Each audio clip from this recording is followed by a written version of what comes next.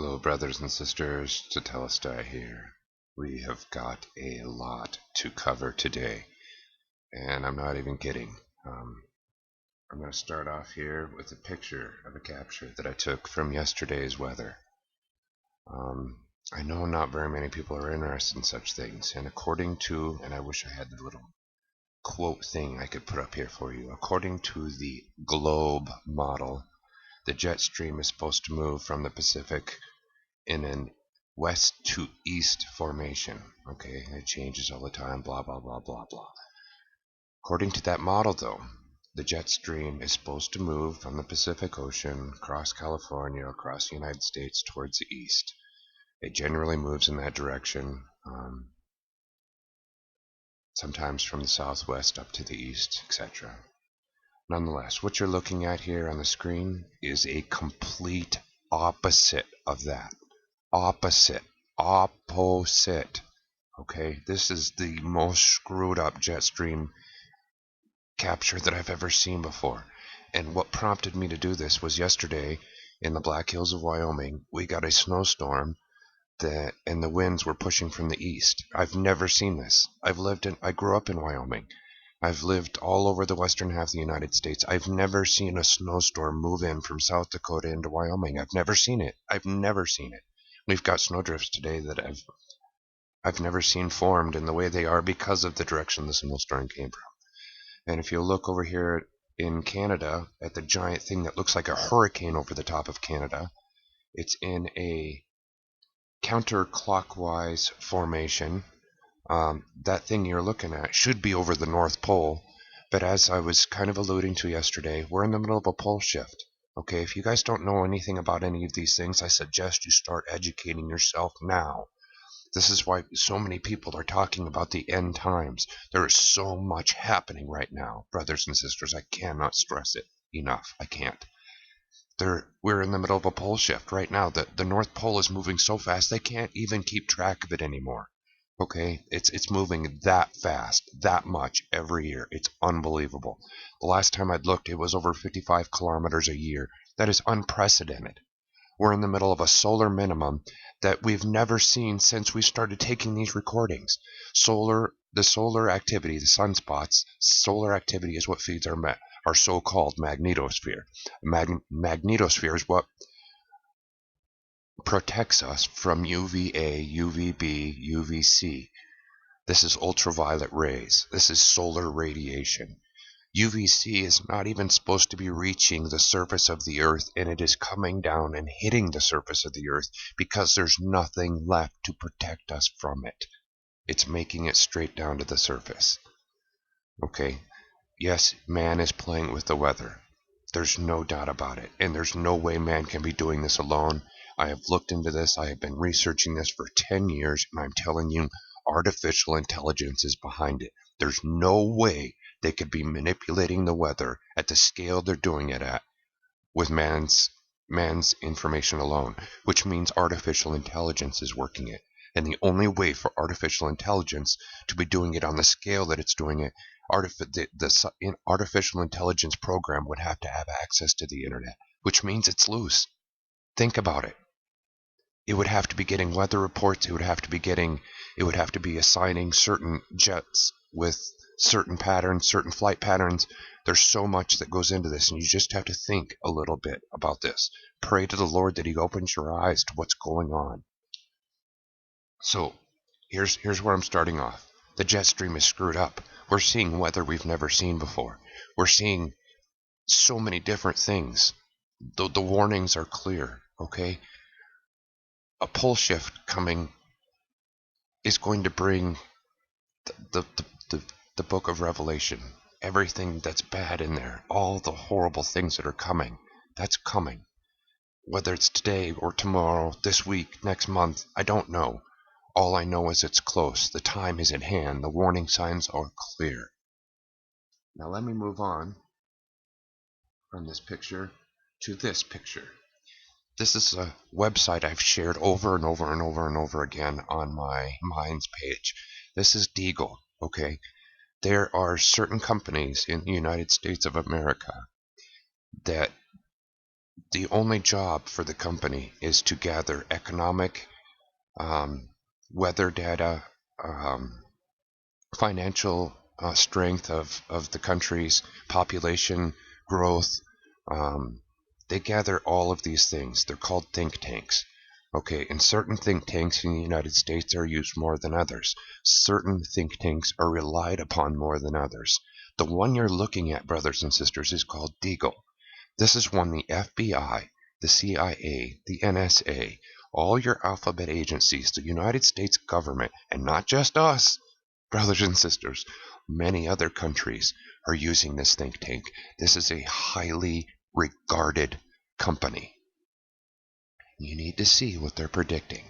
In 2016, this information was so stark and made it out within the so-called, and I'm putting my little quotey fingers up again, truth community.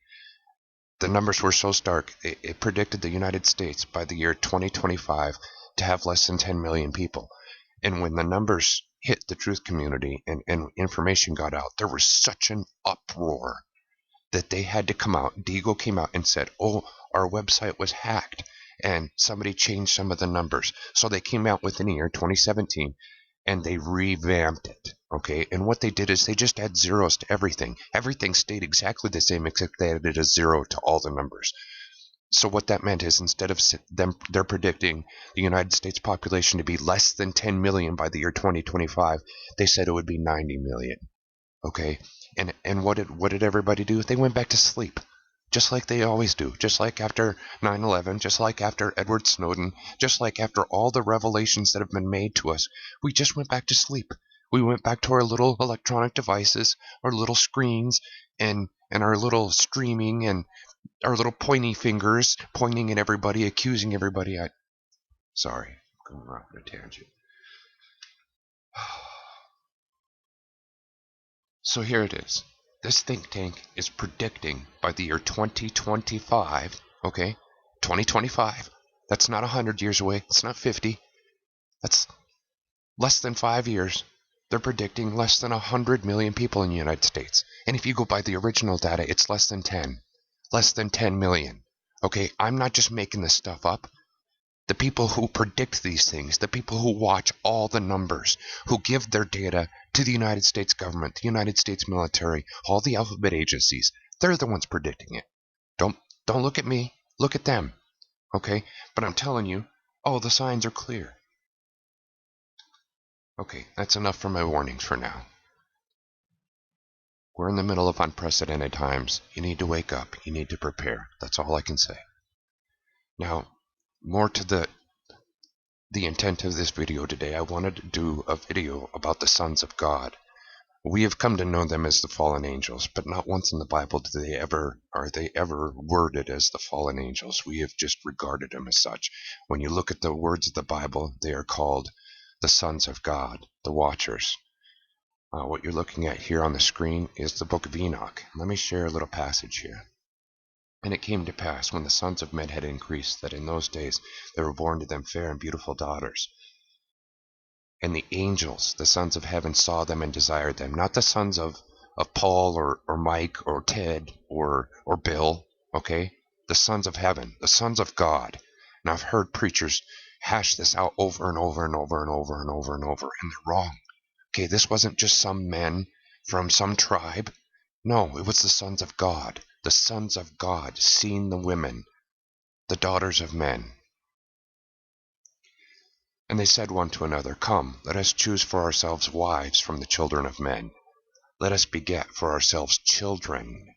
And Semyaza, who was their leader, said to them, I fear that you may not wish to do this deed to be done, that I alone will pay for this great sin. And they all answered him and said, Let us swear an oath, and bind one another with curses, so to not alter this plan, but to carry out this plan effectively. Then they all swore together and bound one another with curses to it. And they were in all 200, and they came down on Ardis, which is the summit of Mount Hermon, and they called the mountain Hermon, because on it they swore and bound one another with curses. And there are the names of their leaders, Semyaza, who was their leader, Urakiba, Ramiel, Kokabiel, Tamiel, Ramiel, Daniel, Ezekiel, Barikiel, Azael, Armaros, Ananael, Zekiel, Samsiel, Satiel, Turiel, Yomiel, Araziel. These are the leaders of the 200 angels and all of the others with them. And they took wives for themselves, and everyone chose for himself one each. And they began to go into them and were promiscuous with them. And they taught them charms and spells, and they showed them the cutting of roots and trees. And they became pregnant and bore large giants, and their height was 3,000 cubits. These devoured all the toil of men until men were unable to sustain them. They were so big they couldn't, the villages, the tribes, they couldn't feed these giants anymore. They were so big they ate everything. They ate all the stores of food. And the giants turned against them in order to devour men. And they began to sin against birds, against animals, against reptiles, against fish, and they devoured one another's flesh and drank the blood from it. Now, when you're looking at that, sins against birds, against animals, against reptiles, against fish, if you think about it, and I'm not certain of this, but if you think about it, this is where dinosaurs come from. This is where Velociraptor comes from. This is where T-Rex comes from. These guys came out and they were messing with the DNA of animals. You want to know why God flooded the earth and killed everything? Because it was filled with creatures that were not of Him. They weren't creatures of God anymore.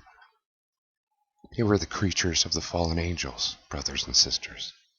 Then the earth complained about the lawless ones, and Hazael taught men to make swords, daggers, shields, breastplates, and they showed them things after these, the art of making them, bracelets, ornaments, the art of making up the eyes, the beautifying of the eyelids, and the most precious stones, and all of them colored dyes, and the world was changed.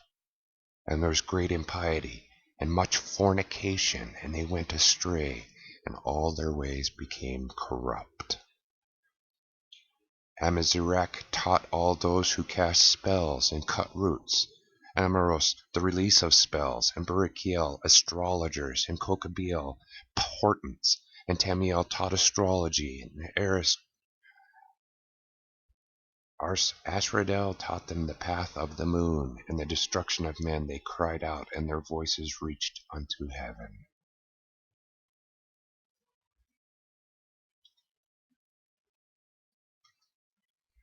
Let me read you some scriptures, okay? This is from the Word. The book of Enoch should be in our Bible, but it was set aside. It was set aside for multiple reasons, but the most important one, it was for one generation. It was for our generation, brothers and sisters. And if you haven't read the book of Enoch, I highly suggest you pick it up and take a look. There's a lot of interesting information in there. Genesis 6, and it came to pass, when men began to multiply on the face of the earth, and daughters were born unto them, that the sons of God saw the daughters of men, that they were fair, and they took them wives, all of which they chose. And the Lord said, My spirit shall not always strive with man, for that he also is flesh, and yet his days shall be 120 years. There were giants in the earth in those days, and also after that, when the sons of God came in unto the daughters of men, and they bare children to them. The same became mighty men, which were of old, men of renown. And God saw the wickedness of man was great in the earth, and that every imagination of the thoughts of his heart was only evil continually. And it repented the Lord that he had made men on the earth, and it grieved him at his heart. And the Lord said, I will destroy man, whom I have created from the face of the earth, both man and beast, and the creeping thing, and the fowls of the air, for it repenteth me that I have made them. But Noah found grace in the eyes of the Lord. These are the generations of Noah. Noah was a just man and a perfect in his generations, and Noah walked with God. What does that mean? Noah was a just man and perfect in his generations. Does it mean Noah was without sin? No, the Bible never says Noah was without sin, but his DNA wasn't tampered with. He didn't have tampered with DNA. And you need to understand why that's important. Let me continue.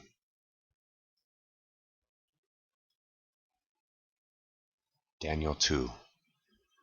Thou, O king, sawest, and behold, a great image. This great image, whose brightness was excellent, stood before thee, and the form thereof was terrible. The image's head was of fine gold, and his breast and his arms of silver, his belly and thighs of brass, his legs of iron, his feet part of iron and part of clay. Thou sawest till till that a stone was cut without hands, which smote the image upon his feet that were of iron and clay, and brake them into pieces.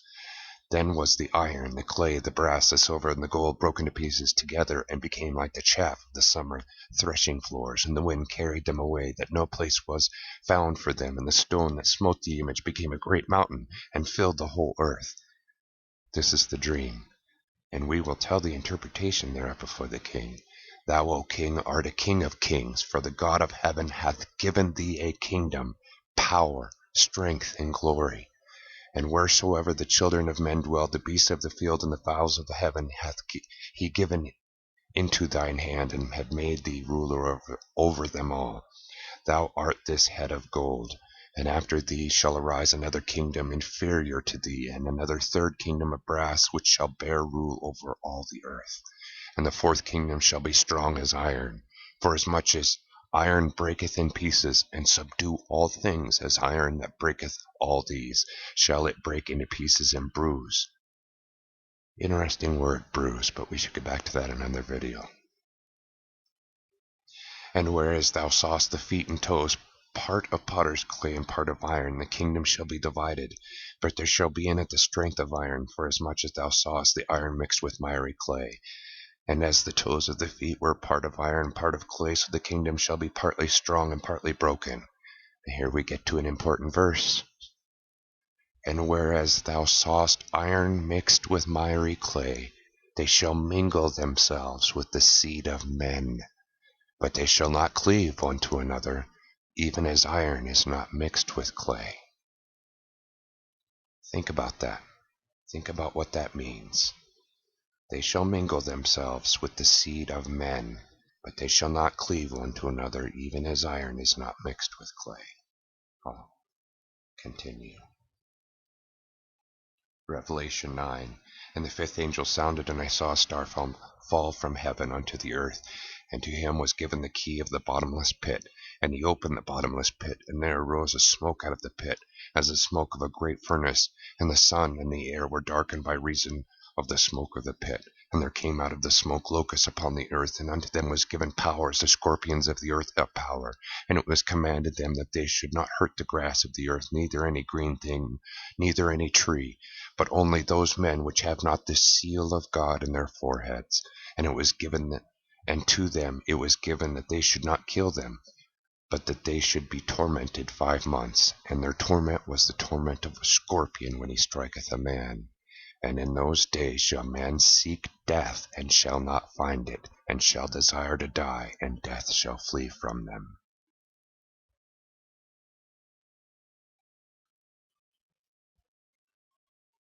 Daniel 10.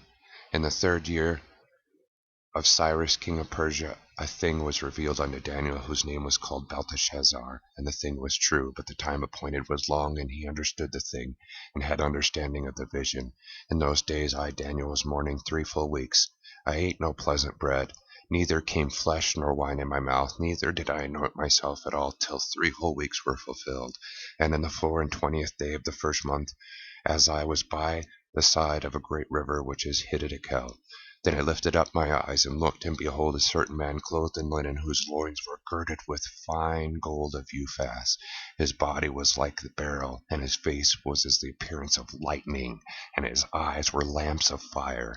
His arms and his feet like in color to polished brass, and the voice of his words like the voice of a multitude. And I, Daniel, alone saw the vision, for the men that were with me saw not the vision, but a great quaking fell upon them, so that they fled to hide themselves.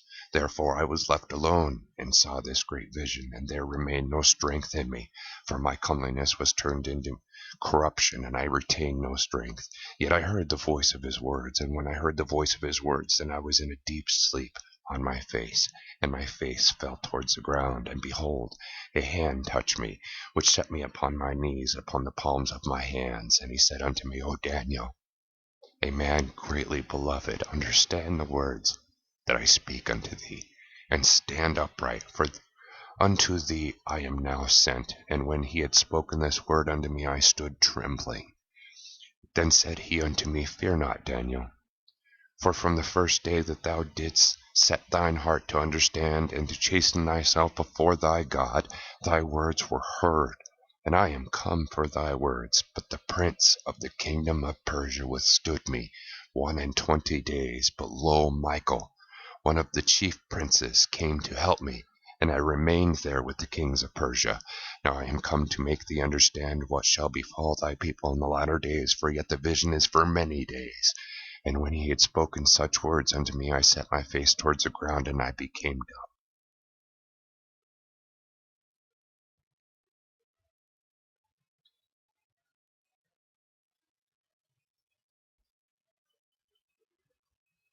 And behold, like the similitude of the sons of man touched my lips. Then I opened my mouth and spake, and said unto him that stood before me, O my Lord, but the vision, my sorrows are turned upon me, and I have retained no strength. For how can this servant of this my Lord talk with this my Lord?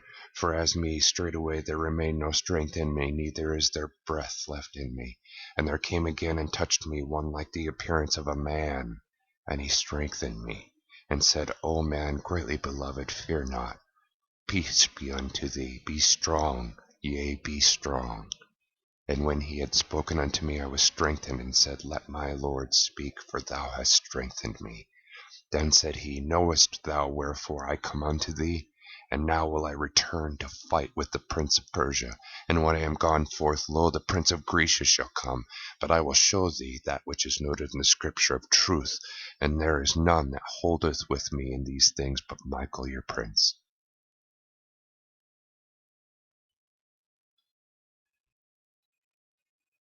And again from Daniel, At that time shall Michael stand up, the great prince which standeth for the children of thy people. And there shall come a time of trouble such as never was, since there was a nation, even to the same time. And at that time thy people shall be delivered, every one that shall be found written in the book. And many of them that sleep in the dust of the earth shall awake, some to everlasting life, some to shame and everlasting contempt. And they that be wise shall shine as brightness of the firmament, and they that turn many to righteousness as the stars forever and ever. But thou, O Daniel, shut up the words, and seal the book even to the time of the end. Many shall run to and fro, and knowledge shall be increased. Then I, Daniel, looked, and behold, there stood the other two, this one on this side of the bank of the river, and the other on the other side of the bank of the river. And one said to the man clothed in linen, which was upon the waters of the river, How long shall it be to the end of these wonders? And I heard the man clothed in linen, which was upon the waters of the river, which he held up his right hand and his left hand unto heaven, and swear by him that liveth for ever, that it shall be for a time, times and a half. And when he shall have accomplished to scatter the power of the holy people, all these things shall be finished. And I heard, but I understood not.